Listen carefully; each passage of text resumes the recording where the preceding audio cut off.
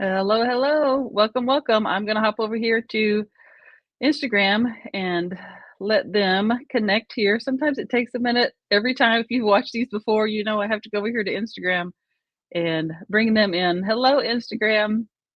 Here we are. Welcome, welcome to the Polish the Mirror podcast. I'm Amy Thurman, your host, and I'm so excited to be back with you today with another episode of a story of hope gained in the midst of adversity. If you have not watched or listened to this before, that's the whole purpose of this podcast. It's basically the story of my life that I have lived the past 10 years with a broken neck, but I have learned to find hope in the midst of that adversity. And there are so many other people out there who have stories that are similar to mine, who have been through tragic events or horrible things in their lives, but they have chosen to turn them into hope in the midst of the adversity. And so my mission is to help those people share their stories because we can all learn and we can all find hope from other people who are sharing their stories. It's so important to share your story. So that's what this platform is for. If you have want to find the others, it's hashtag Polish the Mirror podcast. It's streaming live on lots of places, like 7 different places: Facebook, LinkedIn, YouTube, Instagram, lots of places. And then I upload the audio to all of the podcasting platforms, Apple, Google, Spotify, all of those, so that you can catch it there. So it's alive and it's also then the audio as well. So thank you for being here. Thank you for watching or listening, for tuning in. And again, if you heard the episode last week, I'm still wearing my neck brace after my neck surgery. So for those of you listening, if my voice sounds differently or if it sounds like I'm struggling, it's because I'm dealing with this neck brace. But that's how it is, right? You got to do that to get better. So let's get into this today. If you or someone you know has a story of hope gained in the midst of adversity and would like to be a guest on my podcast, I would love to have you. Please go to my website. It is www.getamyshelp.com. That's GETAMYSHELP.com. And there's a button there where you can apply to be on the show, and then I will contact you. All right, let's get into this today. Today, I want to welcome Deborah to the show. Thank you so much for being here, Deborah. Thank you. It's wonderful to be here. Thank you for having me. Absolutely. I'm honored that, and it's something that people thank me all the time for the opportunity to be on here. And I just think I thank you because I know firsthand how difficult it can be to be vulnerable and to share what you've been through, especially on this platform, because we're sharing things that are very difficult that we've been through. And being vulnerable is something that is not easy. And so I just applaud and thank you for your willingness to do that and to come on here to share your story of hope. And I'm going to ask now, if you don't mind, to go ahead and share your story, whatever you'd like to share with us today. I'm not going to pressure you to share anything you don't want to share, but feel free to share whatever it is you'd like to share about your story of hope gained in the midst of adversity. I'm happy to. I grew up on welfare and government housing with parents that had mental illnesses and substance abuse issues. So we were living in poverty. My parents eventually separated and divorced, but my mother was overwhelmed with everything. And there was a lot of violence in the home. And my father also has a criminal past. So it was not a pleasant environment to grow up in, and it was a struggle. Yeah. And however, there were good things along the way, and I think most people who have been through things, when you look back at them, you can see it, but at the time you're just so surrounded with those feelings of darkness. Yes. But I had 3 brothers, and because of them, I had that family sense of belonging and love and support that helped me get through all that.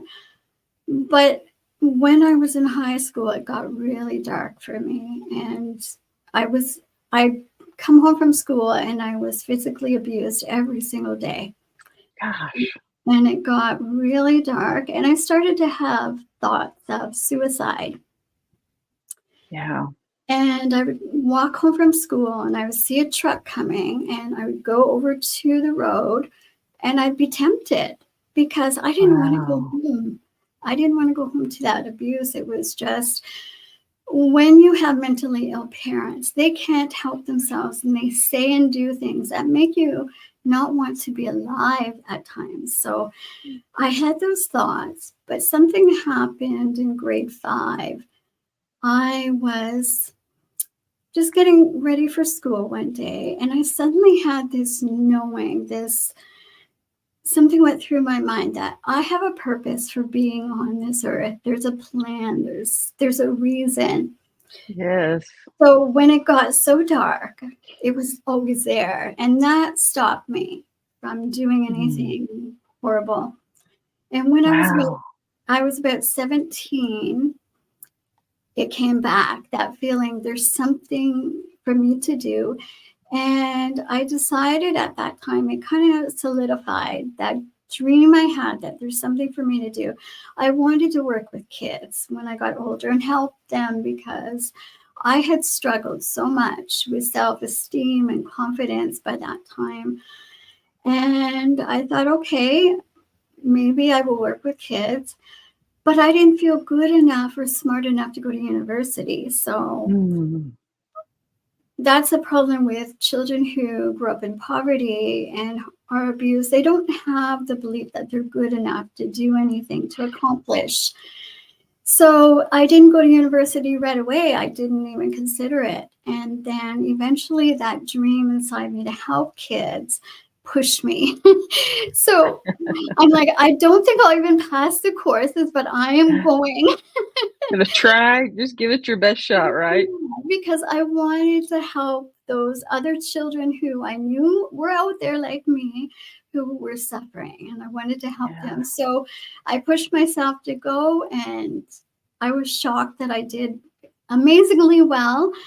And I kept going. I ended up being in school for 10 years as an adult, and I would have never imagined that. And Wow. and something that most people don't know about me is I hated school. And I eventually I became a teacher, but I hated school. I didn't like being there. I didn't feel like I belonged there. I was accepted, or Mm. I got along with the other kids, but hearing that you're not smart at home doesn't help. And Yes. so once I got into university, I kind of had that syndrome of imposter syndrome. I Yes. was get great marks, but it's like, okay, I'm fooling everyone. And then I went into the next program and I got great marks. Okay, there's something they're not seeing. So I just kept pushing myself until I got a teaching degree and became a teacher, started working with kids. And when the kids would say they hated school and I would say, yeah, I know, I don't like it either. And their eyes would get really big and it's like, you're a teacher. I'm like, yeah, I know. You're not supposed to say that. I know. Yeah, and actually in grade 6, I was looking out the window daydreaming because I didn't want to be in a classroom. My teacher got so frustrated, he threw a piece of chalk in my direction and kicked me out of the classroom. Wow. So yeah, and I didn't even know what to do when I got out in the hall because I was a quiet, well-behaved kid, and I thought, am I supposed to go to the office or am I supposed to wait here? I wasn't even sure what to do. But my grade 6 teacher, I think, got frustrated and thought there was no hope for me, and I kind of wish that Mm.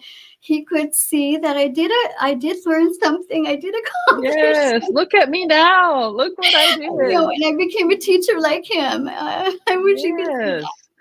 Oh my But gosh. I so just think the statistic, excuse me, I don't know what the statistic is, but you are an amazing statistic because I have a background in education and social work. And one of the places I taught was a really tiny community, and it was very, very poor. They were very, very poor community. And it's exactly what you were saying. Like we would encourage them to, be your best self. What do you want to do when you graduate from high school? Who do you want to be? And they're just like, I just want to be a mom. I just want to stay around here. We would try to encourage them to even go to the career tech or go to college, and they would just say, I don't think so. And we would talk to their parents, and this is what their parents would say. You will probably resonate with this. Their parents would say, I didn't get a degree and I'm doing fine, but they were living in poverty. They didn't know any differently. And I feel like I've learned so much about that demographic that they genuinely don't know any differently. And so when we would come in there and say, you have all these options, your world is open to you, they were just like, what? Like, why? Why do I need options? I'm doing fine the way I am. And so I feel like that probably resonates with you. But I think it's a limiting belief. In Yeah. in families that are in poverty, they've had generations of poverty, so Yes. they don't see that they can accomplish anything further. So Yeah. it's those options in their mind are not there. Mhm. So they just don't think it's for them, just like I didn't think it was for me. So that's the main issue. uh, Getting over those beliefs that they're not good enough or smart enough is a major thing that so many, and not just families in poverty, but so many kids are struggling with. So even if their families, have financial, um, they have a good upbringing and they do have the finances to continue higher education, sometimes they just don't feel good enough. So that's a Yeah. big issue for many families and many children. Yeah. It's so true. I mean, you don't know what people are going through. Um, That's correct. as a teacher, and I know you saw this because I did as a teacher, that what you saw in the classroom you was not reflective of what was happening at home. That kids are so good at putting on masks and pretending that everything's fine, that they don't need help, um, but yet they do. And I feel like we really need to reach out and help them understand that it's okay to ask for help. It's okay to be that your family life is not like someone else's. And what I would find is that they didn't really know that there was dysfunction in their family until they would go to another kid's house and see how their family interacted with each other and then realize, wait, my family's not like this. There's something different here, you know. Did you find that as a child? Did you have other friends that you went to their homes? Yes, but I wanted to just step back for a minute. A Of lot of course. the reason they don't say anything is fear. I Yeah. didn't say anything. I was afraid what's going to happen when I get home. But yes, that's a big issue, and that was one of the things that gave me hope as a child, because I would go to my friends' homes and see that they did have a different life, and I would see stability in their lives. But that was hope for me because I realized that they have, a better support. There is love, there is light out there, and that gave me a lot of hope. And having friends in my childhood like that gave me tremendous hope, that support that I didn't have at home. No one knew what I was experiencing. Even Yes. my brothers, they didn't know. I didn't tell anyone. And Mm. I know kids that are in desperate situations, they sometimes won't tell anyone. And then a Yeah. tragedy will happen. And the teachers don't know what's going on. I had marks on me. And I remember going into gym class and wishing my teacher would notice the marks on the back of my legs. But I was so Wow. quiet, I was so well behaved. No one paid attention to me. And there's also a learned helplessness in many children.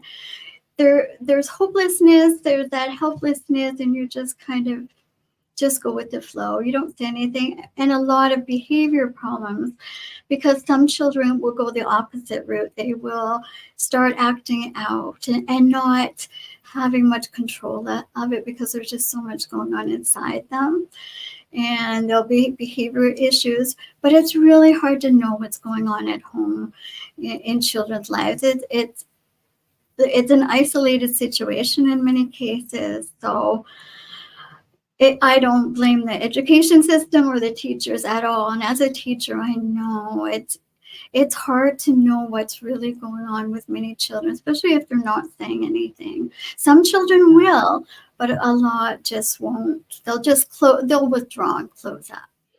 Yeah, that's so true, and the teachers play such an important role in their lives, like, because, well, the school in general, because they're not having it, it's pulling them out of that dangerous environment that Right. they live in and giving them a safe place to just exist. Whether Yes, they're saying anything or not, they're at least in a safe place. that's right. I didn't want to go home after school. At school I was safe. That's exactly right. Yeah, yeah, it's and, teachers are, in a sense, social workers, um, because, oh, there's just so much involved in it, oh my goodness, and so you went and you got your degree from university, is that right? Yes, correct. Yes, and I was what's the word I'm looking for? Just amazed at where I was as a teenager and where I ended up. There was hope, there was light. And one of the things that my mother did, even when she was in despair, she sent us to church. And that was another positive environment and community for me. So that gave me hope as well. And I had a strong spiritual life even as a young child, and I had those dreams. And that's what I'm trying to get out to people, that children, even when they're young, they have these incredible dreams that need to be supported. And I didn't feel comfortable sharing my dreams with anyone. I thought, oh, they'll just say I'm just a kid. What What do you dreams do you know? have? What do you know? Yeah, And I had those dreams at a young age. And that's what gave me hope through the darkness, through that dark tunnel that I traveled for a while there. I had dreams of doing something positive in life and helping others. And I saw light in different ways through the church or through my friends. There was hope there for sure that guided me through all that. that's so great, oh my gosh, like, they're looking back, you can see the steps along the way, that the path Yes, was there that you were supposed to take. There were just steps along the way that showed up for you, or that were there for you to help you stay on the path that you were supposed to be on. And I feel that way in my life too. Like, I think if in everyone, if you step back and take a look at it from a different perspective, that you'll find that there are things in your life that happen to encourage you to go down a certain path because that's where you're supposed to be. But I want to talk a minute about what you said about how children, I don't know exactly the word you used, but they're so insightful. yeah, I remember, being a teacher and really questioning, what should I do here? What should I do there? And I would just open it up to the class and say, let's just have a discussion. You all tell me what you think I should do in this situation. And I was blown away by the knowledge, the intelligence of children. It's like, like you said, children are supposed to be seen and not heard, but it's not true. They are so intelligent. We just don't allow them the space to show that. they have so much wisdom. And that's what amazed me when I became a teacher and I started talking to the children. Sometimes I would be working one on one with them, and I was really amazed at their knowledge. And something that we adults have that kind of gets in the way is we have all these experiences behind us that can sometimes cloud our vision of a situation. Children don't have that, so they can see clearly. They don't have past experiences that make you wonder about things. They see things clearly, whether it's a family situation or just if someone's not behaving properly. Like in the case of abuse, I knew at 3 years old that the behavior was not right. I knew that. Wow. I knew as an 8 year old, I knew that. They know, have tremendous wisdom Mm, that adults don't really, what's the word I'm harvest. That's the word I'm looking for. Harvest. Yes. It's there, but we're so focused on we need to give them knowledge. We need to tell them what they need to know. Instead of bringing that out of them, there's so much inside them. Within the first 5 years of life, researchers can determine the health of a child at 60 years of age. There's so much Wow. research where the brain is developing so much within the first few years. And we need to start looking at those children in a different way that's done now.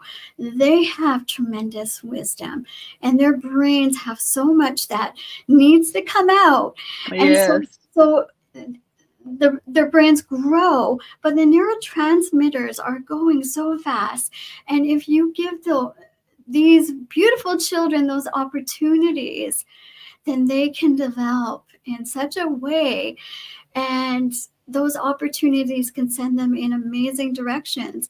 But if you close that off and you tell them they're just little children that don't know that much, that need to be taught everything, they will grow in that way. You're telling them Yes. that, that this is their path and this is the way they need to grow and develop. They will do that, and they won't grow and develop like this. It will be more like this. Yes. And so, what I am trying to do and what I did as a teacher is give them those opportunities to grow. They do have those dreams. Let it grow. Tell them that they can accomplish things, they can change the world. And if you start telling them that, they will. But if you Yeah. start telling them, okay, you need to learn this and know this and this, and this is what you will do in the future, you're not giving them those opportunities to change their world. Whether it's the local world, the national world, the global world, you need to open up those doors, because I'm not the only child that has those dreams. There's so many children that have those dreams, and they need to be given those opportunities to develop those dreams and see where I they can go with it. Yes, I love that so much, and I used to say all the time because, as a teacher, you would have student teachers, like people who were studying to be a teacher would come and study under you and spend a semester or so with you, and I would always say to them, "Students will rise to the expectations that you give them. Whatever Exactly. you expect Yes. of them, that's what they will do. So, the more you expect of them, the more they will do." Yes. And it's so true, right? Yes, if you believe in them, then they will believe in themselves. And many kids won't even share their dreams with their parents sometimes because they're afraid it might sound silly or something. But Right. the dreams are there, and you need to bring it out of them sometimes so they don't feel silly, and just say, you can have amazing dreams. You can accomplish so much in your life, whatever you want, really. Yeah. And just take away any limiting beliefs that they may have. And if you hear success stories, you'll hear that the people that do accomplish amazing things, they'll say, my parents believed in me, my teachers Mm. believed in me. You hear that a lot, and that's what we Yeah. need to be teaching our young people and even adults who are older. I Not too long ago, I was getting ready to retire, and I was thinking, okay, I'm getting too old. What, I don't have much to offer the world. And then I started having these dreams showing up again. So you're never Oh, too old either. yes. You're young to have dreams, you're never too old. And just take away those limiting beliefs. It doesn't matter how old we are, we can have dreams and we can accomplish amazing things, especially if it's helping people. Though those dreams are so important because there's so many people who are struggling, and we're not always aware of what they're going through. So Yes. Oh my gosh, that's so true. So true. I'm gonna jump back to something that you said earlier that I want to jump into for just a second. The part of what I do with my polish the mirror business is I help people learn to polish the mirror of their lives. And so with adults, we have so many layers that we have put on top of the mirror of our lives that we can't even see clearly. Like the mirror is so distorted that we can't even see ourselves, our souls clearly. And so Yes. part of what I do is to help them learn to polish that mirror so that they can see themselves or see their souls more clearly.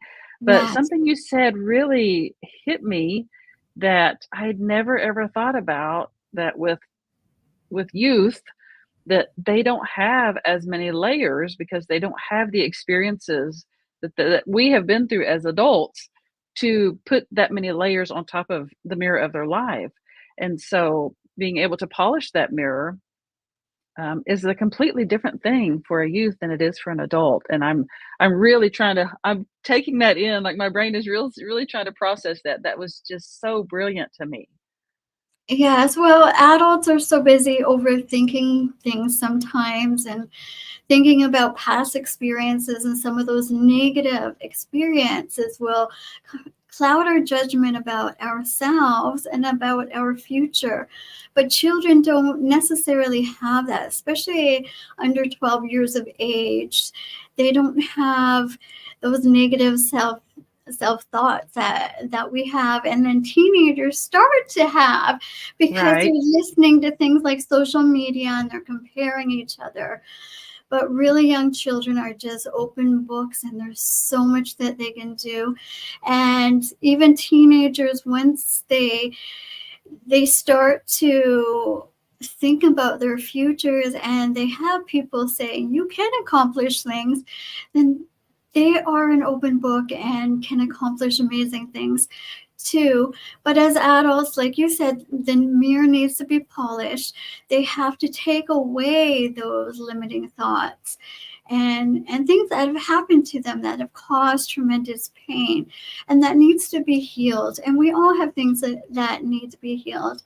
And Right. I became a healer a couple of years ago, and much to my shock, I realized I wasn't the only one who struggled with anxiety and depression. And it's just so Yes. common. It's so common. And Yes. lack of self esteem and confidence is so common. And I was shocked. I was Sometimes when you're in your own suffering, you don't realize that there's other people around you who have smiles on their faces, who are suffering. They don't talk Yes. about it, but it's so common.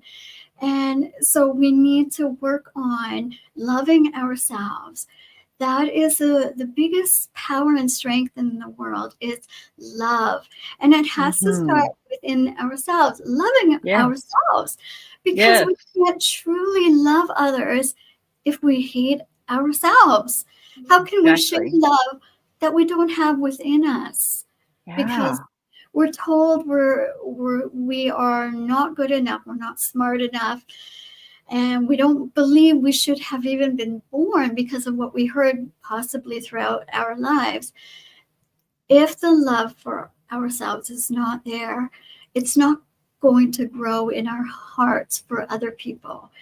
So you have to love yourself in order to love others. So loving ourselves and trying to heal ourselves is not a selfish thing. It's so Exactly. important. It's vital. Like Yes, it is vital to every, when you think about it, it's vital to every area of your life, your relationships, your finances, your social life, every area of your life. If you yes. don't have that self-worth and that love of yourself, acceptance, self-acceptance, then it's going to affect every area of your life. But And when your you do health. ha and your health, Yeah, yeah. But when you do have that, it it completely changes every area of your life. It's such an totally. important thing. I'm gonna pop your website up here real quick. It's, energizeandrise.com, ENERGIZEANDRISE.com. And if you wouldn't mind to just tell us what it is you do now that you have gone through all of that, you have found hope, and you want to help all of these children. How do you do that? What is it that you do to go about doing that? Well, I started my business last year, and again, I was thinking about children, and I thought, I want children to have dreams and know they can accomplish them. So I decided to start working with children to help them with their self-esteem and confidence. Because Mm. once a child does have those things, they can do so much in their lives, and it helps with their health, it helps with their emotions, and Yes. with their thoughts. There's so many different directions that will help them with, and just thinking positively and learning how to deal with all those emotions and thoughts that I know about, because I dealt with them and I had no idea how to deal with all that, You because lived it. I lived it and I didn't Yeah. know how to deal with it, and I struggled. And so I thought, I want to help children know how to deal with all those emotions and thoughts and turn them around. And regardless of what obstacles they have, we all have obstacles in different ways that we Right. will be faced with in our lives. And so I want children to learn how to overcome those obstacles Mm. and learn to love themselves so they can have a positive life and have positive thoughts. Regardless, you're going to have pain, you will have disappointment, you will have Right. rejections. That's part of life. But Yeah, exactly. what can you do to overcome those and deal with that disappointment? Because some of those disappointments are good things. Rejection Mhm. sometimes turns into something good. Sometimes Yes. we think we want a job or a relationship, and then we get rejected, but something better comes along. And that's what I Right. want to teach children, that a better job may come along for you, a better relationship may come into your life. Rejection and disappointment, they're not always bad. And Exactly. what can you do to turn it around? Keep going and keep that door open for something better, because it often happens. I've seen it in my own life. It's happened many, many times. So that's what Yeah. I want to teach children. And that's what That's I'm trying to do now. that's amazing. So do you have a program or something on your website that people can go look into? Yes, I'm starting free classes because I don't want finances to stop any child from participating in my classes. So starting in March, I will have free classes each month for children, and I will have two classes based on age, and teaching them about self-esteem and confidence and how to deal with all those emotions and thoughts and feelings. And I also, for those children who don't want to participate in a class, some children are really shy. I Wow. also have videos, and I have free videos and meditations as well. And I will be teaching children how to calm their bodies, their emotions, and thoughts, and giving them those tips and tools that they can carry forward throughout their entire lives. Things that will help them when they go past high school, into university, into work, and their lives and their relationships, things that will help them through their lives. That's So, yeah, amazing. Oh, I love that. As a like I said, as a former teacher and educator, that touches my heart so deeply. The work that you're doing is so amazing. What thank age you. groups do you work with? I plan on working with 6 to 18, but if Okay. parents want me to work with younger children, I will as well. I For some of the children, they may need more one-on-one. So I do Right. provide that option as well. And parents can contact me. Some children may not want to participate in a group setting and Yes. may be shy about that and sharing personal things. And I understand that, because I was one of those Mm. children. So parents can contact me if they want me to work with their children. And I do have that option on my website. Oh, So good. any parent who wants personal help, I wouldn't say no to any parent. And finances, if there's a financial issue as well, please contact me. I know what it's like to struggle financially, Yes. and I had my family didn't have that help growing up. So that's important to me, to keep that door open for any family that needs that assistance. I'm happy to help. So please I contact me. Yes, I love that so much, and again, I have your website here, I'll put it, it's going to be in the, description of these lives and also in the show notes Wonderful. for the podcast platforms. And So all even you if have to do is even if parents have oh, a question, feel free to contact us as well. okay. Yeah, great. So you'll just be able to click the link and go to her website and, connect with her there. So, oh my gosh. Deborah, thank you again so, so much for being here. Thank you for what you have been through, being willing to share it, being willing to be vulnerable, and for choosing to do something about it instead of choosing to be a victim. You have Yeah. chosen to do something about it in a way that helps other people. And that is something I want to promote. That's what I'm all about is what can we do to help other people? And I love, love, love what you're doing. So thank you again for being here. Thank you so much for having me. I appreciate that. Absolutely. Thank you. Yeah, absolutely. Thank you all so much for watching, for listening. If you feel this is worth sharing, which it is, please share it. If you feel it's worth a 5-star review, please do that so that these stories can reach more people. This is all about sharing stories of hope.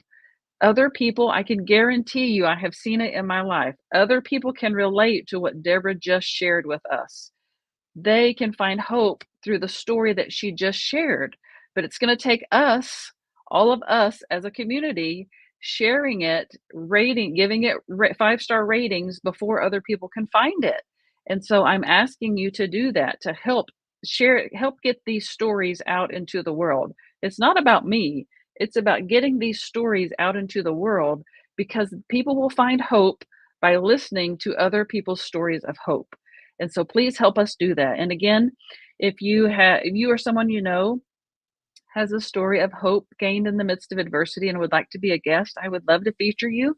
So go to my website and fill out that button there, click that button there, and we'll get you fixed up. Okay, y'all, thank you so much for being here. Until next time, I will see you guys later. Bye.